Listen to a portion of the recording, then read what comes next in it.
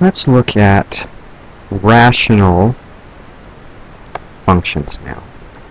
And so a rational function, defined as r of x, is a function that has a polynomial function p of x over a polynomial function q of x. So this is a polynomial, and this is a polynomial, with the rule that q of x cannot be the zero polynomial, because we're not allowed to divide by 0. And so the big thing to remember here is that all of these polynomials, or all these rationals that we've seen, we can turn into rational functions by adding function notation to it. And rational functions behave just like rationals do. So whatever we did with our rationals, we can do with our rational functions. If we're asked to add two rational functions, that's the same as adding two rational expressions. If we're asked to solve a rational function, that's the same thing as solving a rational equation. We just have to know what we're setting it equal to so that we can solve it. And the other thing is, because we have this rational function, we want to know the domain of the function. And this is the same as finding the domain of a rational expression. We want to make sure, or find the values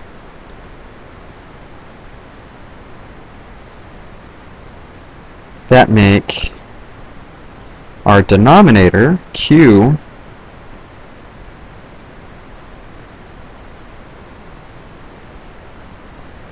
equal 0, and then we exclude them. So we're going to do a simple example, and we've been doing this all the way along. But suppose that our r of x equals x minus 3 over x squared minus 2x minus 8. So when we're asked to find the domain of r of x, we simply start with r of x, and we grab our denominator, and we say, when does x squared minus 2x minus 8 equal 0? And we'll set it not equal to that value. So notice we can factor. Factors of minus 8 that add up to minus 2 are minus 4 and plus 2 cannot equal 0. So x cannot equal this set. This one is 4, this one is minus 2. So we'll just list it from smallest to biggest.